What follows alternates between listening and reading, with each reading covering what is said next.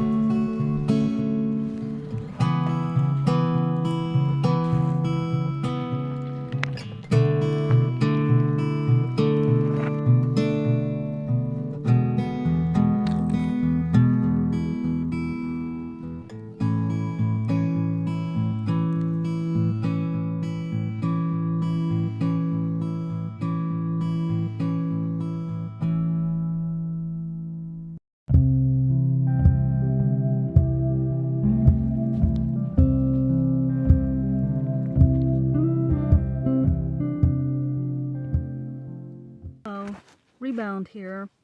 I am now at the end of day 3 of my Appalachian Trail through hike. I've not done very well at keeping up with my videos. I've been sort of in shock. Coming out here is like a whole new life or culture, and it's like I was thrown out of my regular life onto the trail, and I've just been sort of getting back into the routine of things, and it's been a little tough. On the first day, Bud drove me up to Springer Mountain, and we walked that first 0.8 or 0.9 to the southern terminus of the trail, and I touched the first blaze, and Bud was able to go up there with me and share it with me, which really meant a lot to me. And then we walked back to the parking lot and we said goodbye, and it was really tough. I was really very depressed on that first day. It was all dark and gray, and I was walking way too fast. I was just sort of in shock. I don't know how else to say it, but so I ended up, I kept hearing about how there was going to be a lot of rain, 1 to 2 inches with high gusts of wind. So I decided to stay in a shelter. On my last two hikes, I can probably count on 2 hands all of the times I stayed in the shelters, because I don't like staying in the shelters. But it was cold, and it had been kind of drizzling before the big rain set in late that night, and I decided to sleep in the shelter. And I got in my sleeping bag probably around 4, and I just lay there like a zombie. I was so tired. And my watch said that I slept 11 hours that night, so I must have been pretty tired and stressed. I had gotten up at like 2 a.m. in the morning. I just haven't been sleeping well. I guess it's all of the excitement about starting my hike. And so it did indeed rain very hard, and I was very glad to be in that shelter. And it would continue to sprinkle and drizzle all day long, and I hiked alone, and it was very depressing. I just haven't felt like talking. So that night I was also cold, and I decided to stay in the shelter also, and I hardly slept at all. I woke myself up by snoring, and it was my own snore that woke me up. And so I got up at sunrise. There's not really any privacy in the shelters. In my tent, I can change clothes, get comfortable, clean up, and I wasn't able to do that at the other at the 2 shelters that I stayed in. But I did meet a lot of nice people, and that is one of the most interesting parts of being on the AT, that there are all sorts of people from all different walks of life, and you get to meet a lot of people.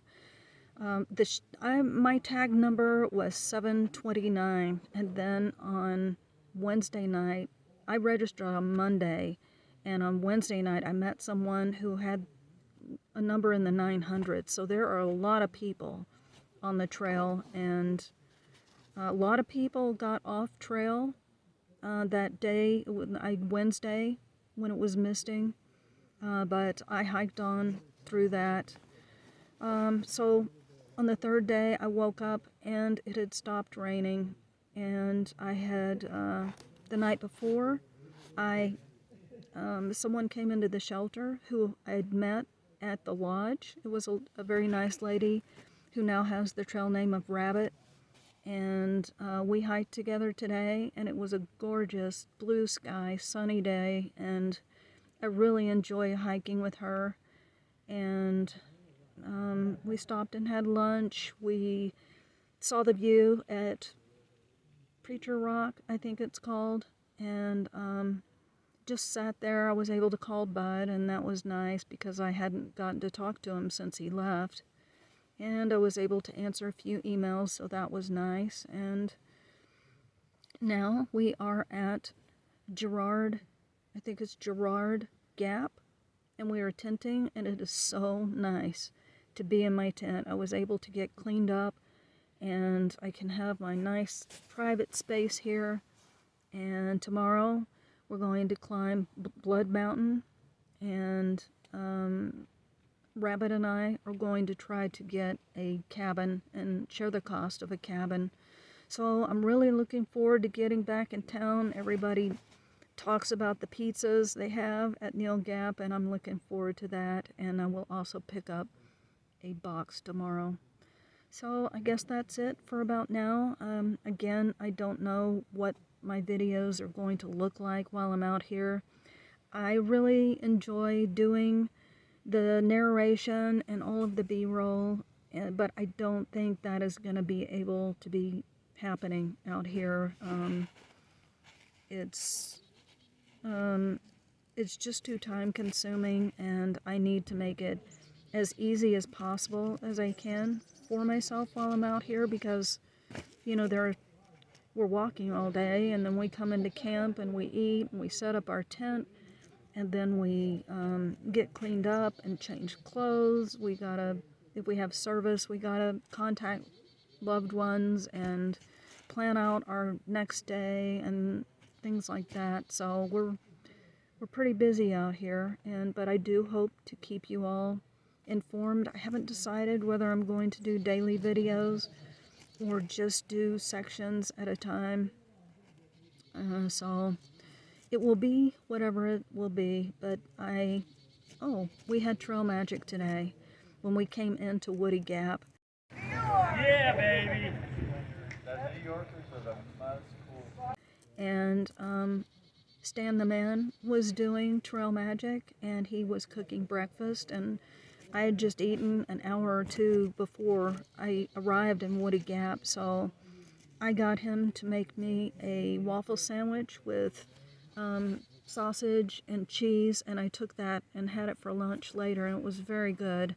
Thank you, Stan the Man. That was so kind. We really enjoyed it. And I think that's about it. Rabbit and I have planned to have supper at about 5 together, and then we're going to bed. There will be a ridge runner who is going to be staying here tonight, and she said that she would help everybody with their bear hangs, because there aren't that many trees out here with appropriate limbs. And I think even those of us who are experienced are out of practice. I know I am, so I'll be glad to have her help. And I guess that's it. Until next time, Rebound, signing out. One other thing, I was recognized today. People have seen my YouTube channel, and that was really kind of weird, but they were very nice about it. And so that is something that I'm going to have to get used to. I only thought I'd have about 100 people watching my videos, and most of those probably friends and loved ones, and a few people who might stumble in. And so it's kind of strange to have that many people watching and recognizing me on the trail, but it was really kind of neat. So kind of makes me want to make sure that I keep putting out the videos, and I keep trying to think about what you all might find to be interesting while I'm out here.